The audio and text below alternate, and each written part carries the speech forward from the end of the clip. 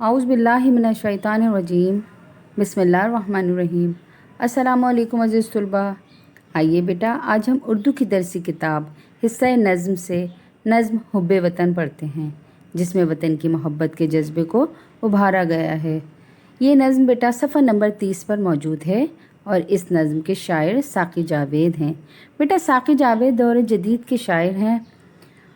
बेटा हुब का मतलब है मोहब्बत और वतन का मतलब है मुल्क, यानी शायर ने इस नज़्म में वतन की मोहब्बत को मरकज़ी ख़याल बनाते हुए शायरी की है।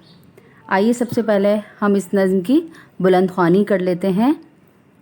ये रश्क चमन अर्ज़ पाक वतन, बड़ी मोहतरम है ये ख़ाके वतन। अता है इनायत है अल्लाह की, कि ये एक रहमत है अल्लाह की। हमें कौल कायद का ये याद है, कि ये मुल्क मुल्क खुदा दाद है। हमारा हो सब कुछ वतन के लिए, कि होते हैं गुल सब चमन के लिए। राह हक़ के हम सारे राही बने, वतन के जियाले सिपाही बने। लगे सब के सब कारे तामीर में, कि मोती टिकें अपनी तकदीर में। ना हो हमको मेहनतो मुशक्क़त से आर, कि हो ज़िंदा कौमों में अपना शुमार। रखें अपने परचम को यूँ सर बुलंद, कि पहुँचे न हुर्मत को इसकी गज़न। उख़ुवत हो आपस में यूँ उस्तवार, कि एक दूसरे पर करें जानिसार। करें काम वो बरमला कौम का, नज़र आए जिसमें भला कौम का। नज़र हो न ज़ाती मुफादात पर, भरोसा हो अल्लाह की ज़ात पर। उख़ुवत हो हम में मुसावात हो, तो दुनिया में फिर अपनी क्या बात हो। आइए बेटा, बुलंद ख़्वानी के बाद अब हम इस नज़्म के अल्फाज मायने देखते हैं, ताकि मुश्किल अल्फाज हमें समझ में आ जाएं और हम इस नज़्म के अशार की बहुत अच्छी तरीके से तशरीहात कर सकें।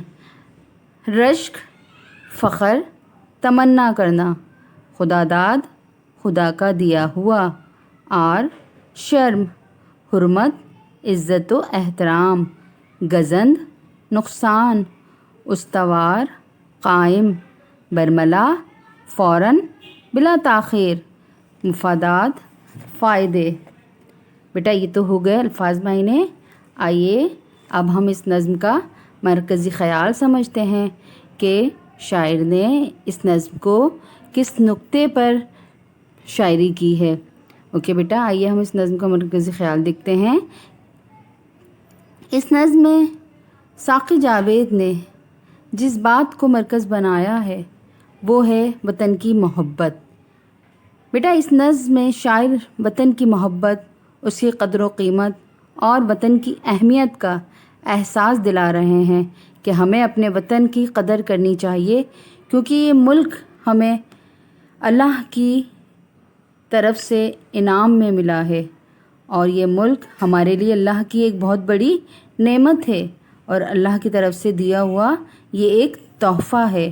बेटा ये वतन हमें बेशुमार क़ुरबानियों के बाद मिला है। हमें इसकी क़दर करनी चाहिए और सच्चे दिल से अपने वतन से मोहब्बत करनी चाहिए और इसकी हिफाजत करनी चाहिए और अल्लाह का शुक्र अदा करते हुए अपने मुल्क को तरक्की की बुलंदियों तक पहुंचाने की कोशिश करनी चाहिए। आइए बेटा इस नज़्म की तशरीहात देखते हैं कि शायर इन अशार में क्या समझाने और बताने की कोशिश कर रहे हैं। बेटा इस नज़्म की तशरीह आप अपनी कॉपी में बंद की सूरत में करेंगे, यानी 4 मिसरों का एक बंद होता है, लिहाजा मैं भी आपको 4-4 मिसरे करके तशरीह समझाऊंगी। आइए पहला बंद देखते हैं, यानी शुरू के 4 मिसरे पढ़ते हैं पहले। ये रश्क चमन अर्ज़ पाक वतन, बड़ी मोहतरम है ये ख़ाके वतन। अता है इनायत है अल्लाह की, कि ये एक रहमत है अल्लाह की। बेटा इन अशार में शायर अपने वतन से मोहब्बत का इजहार करते हुए फरमा रहे हैं कि हमें अपने वतन पर नाज और फ़ख्र है कि हमारा प्यारा वतन जिसका पूरी दुनिया में नाम है। मेरे वतन की मट्टी बहुत मोहतरम है बेटा, کیونکہ اس مٹی میں ہزاروں اور لاکھوں جانوں کا خون شامل ہے۔ یہ وطن ہمیں ایسے ہی بیٹھے بٹھائے نہیں حاصل ہو گیا، بلکہ ہمیں لاکھوں قربانیوں اور جد و جہد کے بعد حاصل ہوا ہے۔ بیٹا یہ وطن اللہ تعالیٰ کی عطا کردہ نعمت ہے، اور ہم پر اللہ تعالیٰ کی رحمت ہے کہ اللہ تعالیٰ نے ہمیں اتنا خوبصورت اور آزاد وطن ہمیں دیا، جس میں ہم آزادی سے سانس لے رہے ہیں اور اپنی زندگی گزار رہے ہیں۔ آئیے بیٹا بند نمبر 2 دیکھتے ہیں۔ ہمیں قول قائد کا یہ یاد ہے کہ یہ ملک ملک خدا داد ہے، ہمارا ہو سب کچھ وطن کے لیے، کہ ہوتے ہیں گل سب چمن کے لیے۔ بیٹا دوسرے بند میں شاعر فرما رہے ہیں کہ یہ وطن ہمیں قائد اعظم کی جد و جہد اور انتھک محنت کے بعد حاصل ہوا ہے۔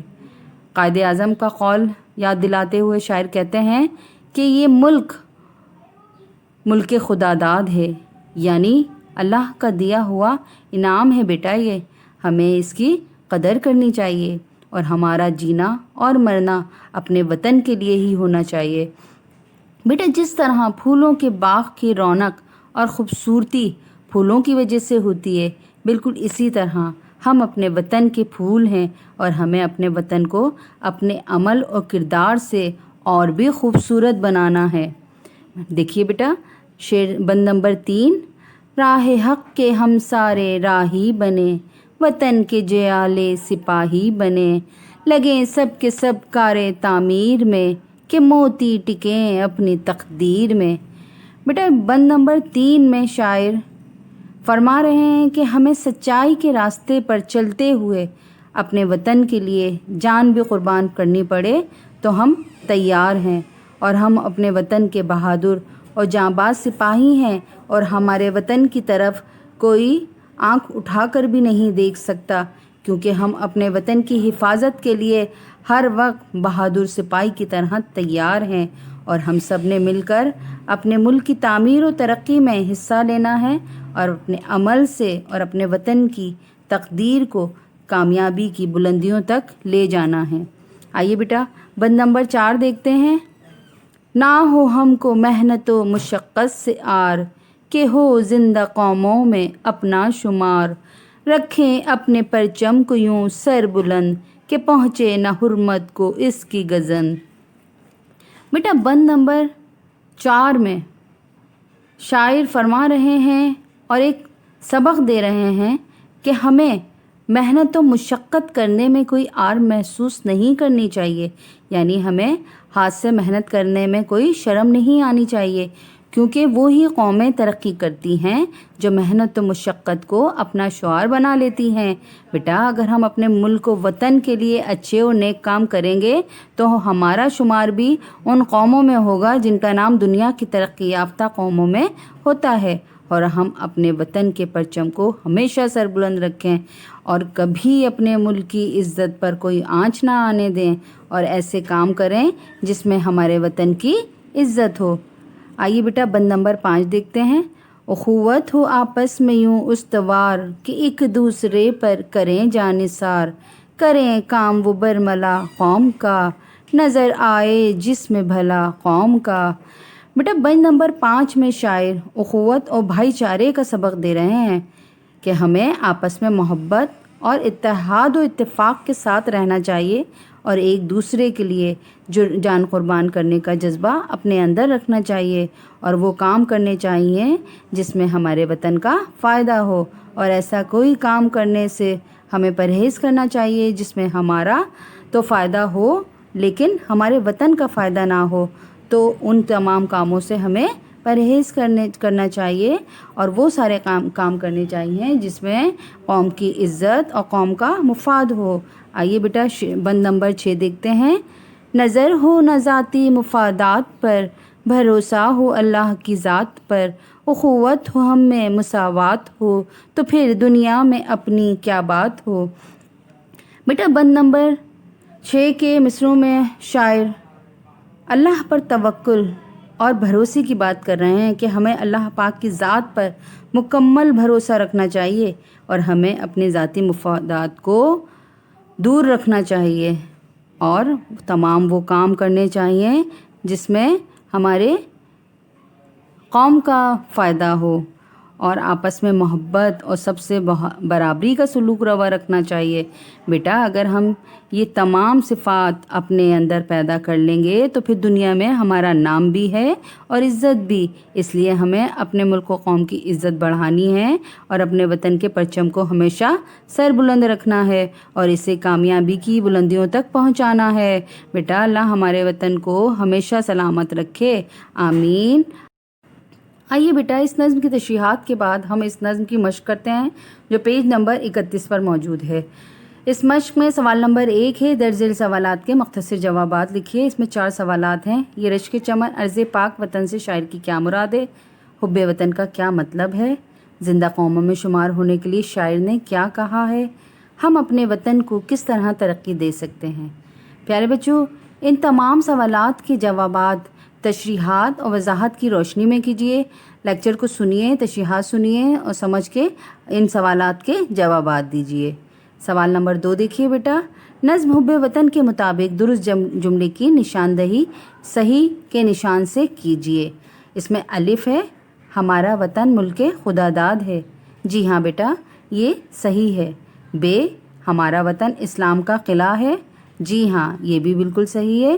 جیم، وطن کی مٹی قابل احترام ہے۔ جی بیٹا، یہ بھی صحیح ہے۔ دال، ہمیں مل کر قوم کی بھلائی کے لیے کام کرنے چاہیے۔ جی ہاں بیٹا، یہ بھی بالکل بات صحیح ہے کہ ہمیں مل کر قوم کی بھلائی کے لیے کام کرنے چاہیے، یہ بھی صحیح ہے۔ اب سوال نمبر 3 دیکھیے بیٹا، نظم حب وطن کے مطابق مناسب الفاظ سے مصرع مکمل کیجیے۔ الف، عطا ہے ڈیش ہے اللہ کی۔ اس میں بیٹا کیا آئے گا؟ عنایت، عطا ہے عنایت ہے اللہ کی۔ بے، وطن کے جیالے ڈیش بنے سپاہی بنے۔ جی ہاں بیٹا، وطن کے جیالے سپاہی بنے۔ جیم، نہ ہو ہم کو محنت مشقت سے ڈیش۔ اس میں کیا آئے گا؟ آر، مطلب نہ ہو ہم کو محنت و مشقت سے آر۔ دال، اخوت ہو ہم میں ڈیش ہو مساوات ہو۔ اخوت ہو ہم میں مساوات ہو۔ سوال نمبر 4 دیکھیے بیٹا، اس نظم کے دیگر ہم آواز الفاظ قافیے لکھیے۔ یعنی کہ بیٹا ہم آپ کو پہلے بتا چکے ہیں کہ قافیہ کیا ہوتا ہے؟ ہم آواز الفاظ کو قافیہ کہتے ہیں، جیسے پاک، خاک، عنایت، رحمت، یاد، خدا داد۔ اب بیٹا اس نظم میں اور جتنے بھی ہم آواز الفاظ ہیں یعنی کہ قافیہ ہیں، انہیں ہمیں ایک جگہ اٹھا کے لکھنا ہے۔ تو اس میں دیکھیے بیٹا، وطن، چمن، راہی، سپاہی، تعمیر، تقدیر، لگیں، ٹکیں، آر، شمار، بلند، گزند، برملا، بھلا، ذات، مفادات۔ بیٹا یہ سب کیا ہیں؟ یہ سب ہم آواز الفاظ ہیں، یعنی کہ قافیہ ہیں۔ اب سوال نمبر 5 دیکھیے، نظم حب وطن کے مطابق درست جواب کا انتخاب کیجیے۔ آپ کے پاس ایک جملہ ہے اور اس کے 4 آپشن ہیں، تو آپ نے صحیح آپشن کو چوز کر کے اپنی کاپی میں لکھنا ہے۔ تو الف دیکھیے، رشک چمن ہے۔ نمبر 1، ارض پاک وطن۔ نمبر 2، گلشن پاک وطن۔ نمبر 3، شہر پاک وطن۔ نمبر 4، پرچم پاک وطن۔ بیٹا اس کا صحیح آنسر ہے ارض پاک وطن۔ بے، پھول ہوتے ہیں، ایک سب وطن کے لیے، سب گگن کے لیے، سب چمن کے لیے، سب زمین کے لیے۔ جی ہاں بیٹا، پھول ہوتے ہیں سب چمن کے لیے۔ جیم دیکھیے، راہ حق کے ہم سارے بنے۔ کیا بنے؟ ڈاکٹر بنے، استاد بنے، تاجر بنے یا سپاہی بنے۔ جی ہاں بیٹا، راہ حق کے ہم سارے سپاہی بنے۔ دال دیکھیے، ہماری نظر نہ ہو۔ نمبر 1، ذاتی مفادات پر، ذاتی مال پر، ذاتی جائیداد پر یا ذاتی فعل پر۔ جی ہاں بیٹا، ہماری نظر نہ ہو ذاتی مفادات پر۔ دال دیکھیے، ہے دیکھیے، الف بے جیم دال بیٹا ہو گیا۔ اب ہے دیکھیے، قوم کی بھلائی کے لیے کام کرنا چاہیے۔ نمبر 1، بے طرح۔ نمبر 2، برحق، نمبر 3 برملا، نمبر 4 بے نظیر۔ بیٹا اس کا صحیح آنسر ہے برملا۔ جی ہاں بیٹا، ہمیں قوم کی بھلائی کے لیے برملا کام کرنا چاہیے، یعنی فوراً کام کرنا چاہیے۔ اب بیٹا دیکھیے سوال نمبر 6، اس نظم میں ہر شعر کی ردیف کے الفاظ ترتیب سے لکھیے۔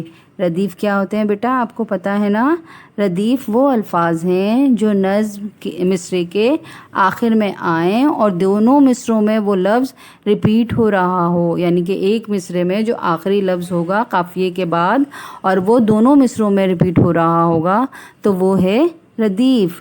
ٹھیک ہے بیٹا، تو اس میں کون کون سے ردیف ہیں؟ وطن، اللہ کی، قوم کا، ہے، کے لیے، بنے، قوم کا، پر، ہو۔ بیٹا یہ سارے کیا ہیں؟ اس نظم کی ردیف ہیں۔ دیکھیے بیٹا دوبارہ دیکھ لیں، شعر نمبر 1 میں وطن ریپیٹ ہو رہا ہے تو یہ ردیف ہے۔ شعر نمبر 2 میں دیکھیے اللہ کی، شعر نمبر 3 میں دیکھیے ہے، کے لیے، بنے بنے، ٹھیک ہے، میں، قوم کا، پر، ہو۔ بیٹا یہ تمام الفاظ کیا ہیں؟ ردیف ہیں۔ آپ کو یہ سب اپنی کاپی میں یہ سارے ردیف اتارنے ہیں۔ اب بیٹا خلاصہ کریں گے آپ تمام مشقی سوالات کرنے کے بعد۔ خلاصہ آپ جب کریں گے تو حوالہ ضرور دیں گے نظم اور شاعر کا۔ مشق میں دیکھ لیجیے آپ، سوال نمبر 1 ہے آپ کے پاس، سوال نمبر 2 ہے، 3 ہے، 4 ہے، 5 ہے، 6 ہے اور آخر میں سوال نمبر بس 6 تک ہے بیٹا، اور اس کے بعد آپ نے خلاصہ کرنا ہے۔ اب آپ تفویض کار اچھی طرح ذرا سمجھیں۔ تفویض کار میں آپ نے سب سے پہلے ٹائٹل پیج بنانا ہے اس نظم کا، اس کے بعد نظم لکھیے گا خوشخط طریقے سے، اس کے بعد آپ الفاظ معینے کریں گے۔ الفاظ معینے کرنے کے بعد آپ بیٹا اس کا مرکزی خیال لکھیں گے اور پھر تمام اشعار کی بند کی صورت میں، یعنی 4 مصرے اتاریں گے، یعنی 4 مصرے 2 اشعار، ٹھیک ہے، تو ایک بند بنے گا اور ایک بند کی آپ پہلے تشریح کریں گے، پھر دوسرا بند اتاریں گے، اس کی تشریح کریں گے۔ اس طریقے سے آپ کی نظم میں 6 بند ہیں، اس طرح آپ 6 بند کی تشریحات کریں گے۔ تشریحات کرنے کے بعد آپ اپنی مشق کریں گے۔ مشق میں جتنے بھی سوال ہیں، سوال نمبر 1 2 3 4 5 6، اور اس کے بعد آپ کا مشقی کام ختم ہو جائے گا اور آخر میں آپ کریں گے اس نظم کا خلاصہ حوالہ نظم و شاعر کے ساتھ۔ آپ خلاصہ بیٹا کس طریقے سے کریں گے؟ جو تشریحات آپ نے سنی ہیں اور جو اس پوری تشریحات کو آپ سمرائز کر کے اس کو اپنے الفاظ میں لکھیے گا تو 1 سے 1.5 پیج کا خلاصہ آپ کے پاس تیار ہو جائے گا بیٹا۔ اوکے، امید ہے یہ نظم آپ کو اچھی طرح سمجھ میں آئی ہوگی اور اس کی ورکنگ جو آپ نے کاپی میں کرنی ہے، جتنا بھی کام کرنا ہے وہ بھی آپ کو اچھی طرح سمجھ میں آ گیا ہوگا بیٹا۔ پھر ملاقات ہوگی انشاءاللہ، جب تک کے لیے اللہ حافظ۔